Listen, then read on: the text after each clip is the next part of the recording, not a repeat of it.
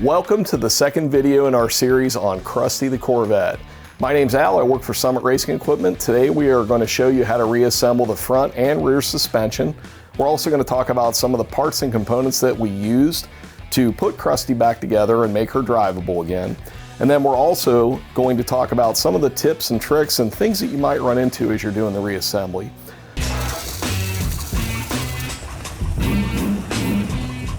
So on the front suspension, we've got our upper A-arms, our lower A-arms. We used energy suspension bushings in the upper and lower A-arm kit. So those are going to make a nice addition. They're going to take some of that deflection out of the factory bushing assemblies. And as you saw in the first video, Crusty was, well, pretty crusty. Those factory bushings were disintegrating, falling apart. So it's really nice to have everything freshly powder coated. The bushings installed, we're ready to put these together. For the front suspension, we use Proforged upper and lower ball joints and Moog Tie Rod Ends. So we're going to put the car back together with those. We've also got Aldan American Coilover shocks. Now this is not really a traditional coilover, it's a little bit different. A traditional coilover will have the same diameter spring going from the bottom of the coilover to the top, and it'll have a spring perch on the top that'll actually allow that spring to be mounted against the shock. This one's a little different. This one actually is a really cool assembly. The reason I like it is you don't really do many modifications to put this on the car. The upper part of the coil spring fits into the factory pocket. So the coilover has got an adjuster on the bottom, which you can spin up and down to raise and lower the ride height, which I think is pretty cool, but it fits into the factory frame. The only modification you have to do to install this is to drill out the lower shock mounting location on the lower A-arms. Very simple, easy modification. Anybody can do it. We put everything back together with all new fasteners, a new brake pad backing plates, all good new stuff to go back together. I also want to point one thing out as you're going to reassemble any vehicle that you're working on. You always want to take a very, very close look at all the fasteners. This car is over 50 years old, and at one point in its life it was wrecked. When it got wrecked, if you can see this fastener, it's got a huge notch in it, and if you look at it, it's not even straight anymore. You should absolutely take every fastener, take a look at them. I recommend replacing almost everything, because at some point in the car's life you don't know what happened to it. This one is a no-brainer. With a big huge notch like that, you got to replace fasteners like this, so you got to stay safe. So all that being said, let's get into putting it back together. So we're getting ready to install our upper A-arm, and I just want to point out a couple of things about this fastener that are important. In the very head, underneath the head of the fastener, there are some splines, which is really similar to like a wheel stud, suspension mounting bolts. This is pretty typical what GM did on muscle cars way back in the day, and even in some cases today. When we put this bolt in, I always put it in, tap it in with a punch, get it set, but I'll also hold the back of this fastener with a 5/8 socket to keep it from rotating, because as you tighten this down against the cross shaft for the upper A-arm, it's going to pull and seat into the mounting location in the frame stand. You don't want this to spin, because if it spins, after you get the car all together, it's going to be a little more difficult to get a socket on the back of this bolt in order to hold everything in place. In some other applications that I've worked on, not sure specifically on this car yet or not, but you want to drive this bolt in, you want to get the splines to seat, you want to hold this with a socket, and then you'll tighten up the other side. And of course, we measured the shims that were the upper A-arm alignment shims. We're going to put those back in the same thickness, so at least we have a ballpark place where to start, and we'll show you that in just a minute.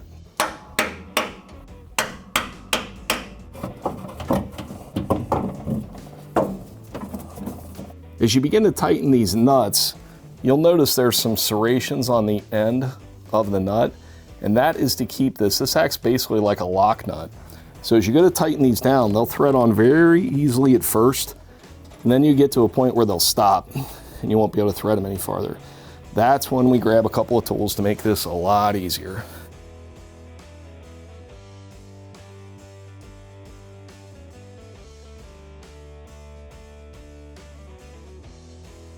So as you're installing the upper A-arm, one thing I typically will do is tighten down the A-arm mounting bolts, and you'll notice there's no shims in place to set the alignment. I do that because I want to get the bolts pulled into the frame as much as possible. Then I'll loosen the nuts up a little bit. I'll put the shim stack in place for the front and rear, and then I'll tighten the final assembly. If you remember when we took Crusty apart, I made a point of mentioning to label all the alignment shims for the front and the rear suspension. If you notice, this one is labeled DF, that's driver's side front. This one is DR for driver's side rear. We're going to replace those rusty shims with shims exactly the same thickness. This is labeled driver's side front, this is labeled driver's side rear. So we're going to put these in, tighten the upper A-arm bolts down, and the upper A-arm installation will be done.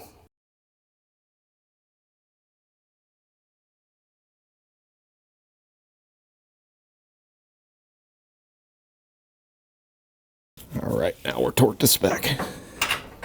One thing I wanted to point out as you're putting the upper and lower A-arms together, you never want to fully torque these end bolts that hold the cross shaft to the upper A-arm until you fully load the suspension of the car sitting at ride height.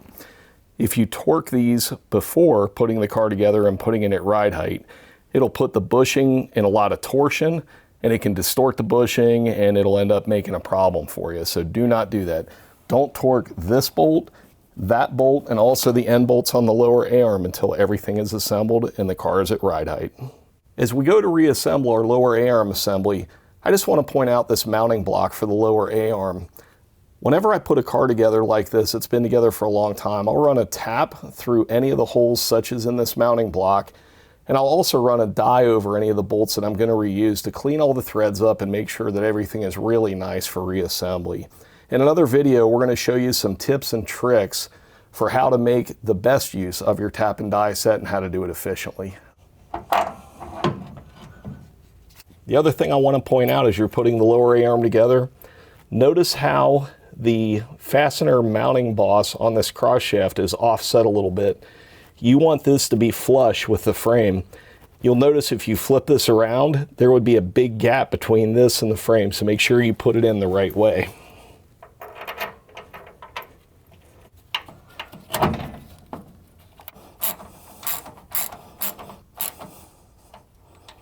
Okay, you just want to snug them up at this point because we're going to come back and torque everything to factory assembly manual specs in just a moment.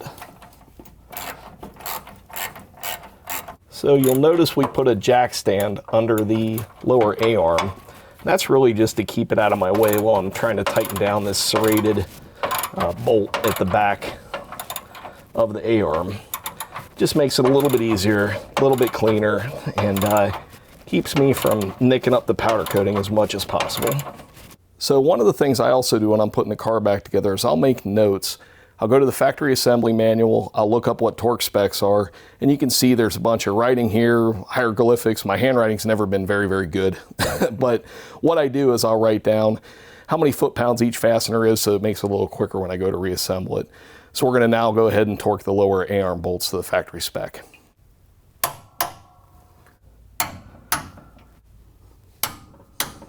All right, lower A-arm is installed. All right, so now that we've got the upper and lower A-arms in place and everything is torqued to spec except for the end cap bolts, we're going to install the Aldan American shock and spring assembly. So the way that you do this is you put this up and you just hang it with a few threads off the very top. You then put the lower bolts in place, get everything situated, and then we'll put the bushing on the top after we remove the nut and get everything situated. All right, let's do this. We're gonna make this a little easier. All right, so there's a couple things when you put the Aldan American coilover system together that you're gonna wanna do. You wanna put a little bit of never seize on the threads so that the adjusters can move up and down freely. One other thing that I bought, which was a little bit of an additional purchase, this is a face washer that you can put on any coilover shock that we sell. And it gives you a bearing surface that as you adjust this adjuster up and down, it allows this to spin freely, and it makes it an awful lot easier. Because once this is together with the upper and lower arm and the spindle in place, to adjust the ride height is going to be a little bit challenging. But that face bearing makes a world of difference. So if you're ever putting coilover shocks on cars, I highly recommend adding this face bearing to it. And as you're putting this assembly into the car, you can spin the spring and really feel when you've got the spring in the exact right pocket location inside the frame. So you're going to want to make sure you get that situated correctly. Before I put the bushing on and do the final assembly, I'm just going to put the washer and the nut in place, because that'll give me a little bit more adjustment that I can move the coilover back and forth as I need to in order to get it lined up with the A-arm. So one of the things that I learned with this assembly that'll make it a little bit easier is to get one side of the bolt that mounts the lower shock mount up into place first, and then very gently you can pry this over into location on top of the other bolt. So this will make this a little bit simpler and a little bit easier. And then we get that in place. Very nice.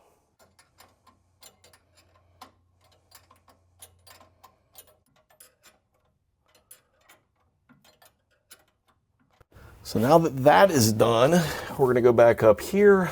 We are going to loosen up the shock mounting nut, and we'll put the bushing in place and get all that done. So then what we do is this bushing, you can see it's got a shoulder on it, so that fits down into this little recess in the frame. So you're going to want to put that into place. However, you're going to notice that this has to get raised up in order to get a shaft of the shock through. So we're going to put a floor jack under the A-arm in order to put a little pressure on this, raise it up into place, and then we'll get our ride height set. So now that we've got the shock shaft sticking out far enough to put the bushing and the washer in place, we're going to put the bushing on first. Obviously you see this little out protrusion there. That's going to face in this way. And then we put our washer on, and then we start the nut. And again, we are going to tighten that down and get that done. And as you tighten this bushing down and the shock shaft, you're going to want to compress that bushing a bit. You don't want to go gorilla on it and tighten it to, 100 foot-pounds or anything silly like that. You really want to compress this bushing, make sure it's located in that spot on the frame. And then this is a lock nut that'll go on top that just makes sure that that nut never backs out. So you just put that on, and you just tighten up the lock nut, and then the top is done. All right, so now we have our upper and lower A-arms installed, our coilover is installed. You'll notice that I have not yet set ride height. I'm gonna put the spindle in place, and then I'm gonna adjust ride height after that. And for ride height, this is gonna be a starting point where Aldan American told us to start. Whenever I put a car together, I also try to keep the cotter pins, the nuts, all this together. So in order to put it together, we're gonna have to remove that. We're gonna have to take the nut off.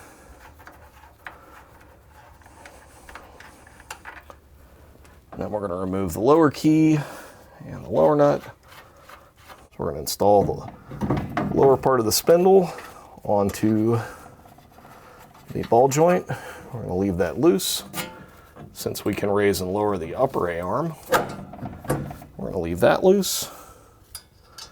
And look at that. That goes together like money.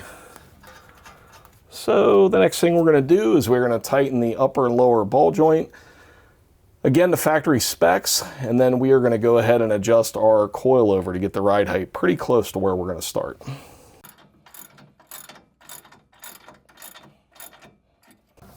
One other tip as you're assembling really anything, whether it's machinery, a vehicle, whatever the case is, if you're ever tightening a fastener and it doesn't feel right, it feels like there's a burr on it, you need to stop, because you're probably not going to muscle past whatever it is that doesn't feel right and end up making something that's assembled properly. If there's a burr or something in place, you need to take it apart, find out what's going on. Typically, you just got to find what the root cause of the problem is before you try to muscle past it, because that never usually results in a good outcome. All right, so we're going to torque the upper ball joint. Okay. And as you're torquing, you also just want a nice smooth pull on the torque wrench. And there you go, right there. because if you do it in a jerky motion or you kind of rip the torque wrench, it may give you an inaccurate torque reading, so you just want to be careful with that. And then the very last thing you do, which these fasteners are a little bit unique, they're actually a hole in the stud that you put a cotter pin through.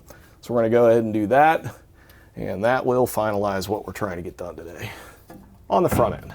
Okay, so once you get the castle nut lined up with the ball joint in the hole, you'll just simply take the cotter pin, you will slide it in, and then you will bend these tabs to secure and make sure that castle nut doesn't back out.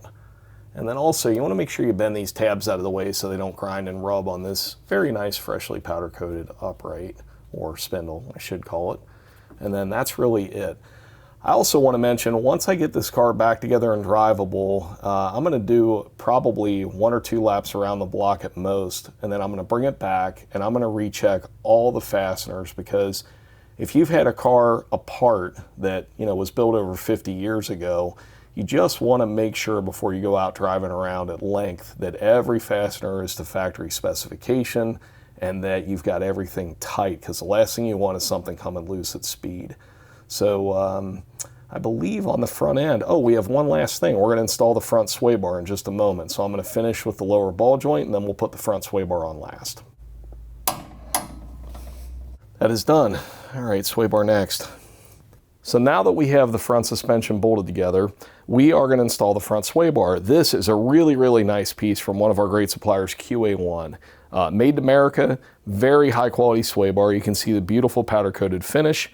The sway bar mounting brackets have a really nice grease fitting in them, so that over time, when this car needs to be maintained and proper maintenance done to it, I can hit this Zerk fitting with a little bit of grease, keep everything nice and happy. So this sway bar installation should be super simple. Gives you the bushings, mounting brackets, sway bar end links, everything included in the kit. Really nice product. So to make the installation a little easier, I'm going to put the sway bar end links in place first, leave everything loose, and then I'll bolt the sway bar up to the frame. That'll help me get an idea of where the sway bar bushings will go on the sway bar, because they're already packed full of grease. I'm going to hook the end links up, leave everything really, really loose, and then I'll bolt the bushing mounts up to the frame. This is just like the shock bushing. You want to make sure this little bump, let's call it a bump. You want to make sure this little bump goes up inside of this mount, and then the other one comes down and captures it on the other side, just like that. Okay. Make sure the washer's in the right place, facing the right direction. Then you put the spacer on. Then you put the next washer in place. Again, oriented the right way. Put the bushing in place. Then we'll just slide our sway bar onto that. We'll put bushing in place. We will put the washer in place, and then we will lightly start this nut. And we'll do the same thing on the other side, and that will help us know exactly where the sway bar should be located at. So that'll just get everything somewhat into place. All right, so once we have the sway bar sitting in place, we can take the bushing, which has a nice little split in it, which makes it real easy to install. We wrap that around the sway bar, orient it in the right location, take the nice little mounting bracket, and then we just raise the sway bar up into place, and everything will line up.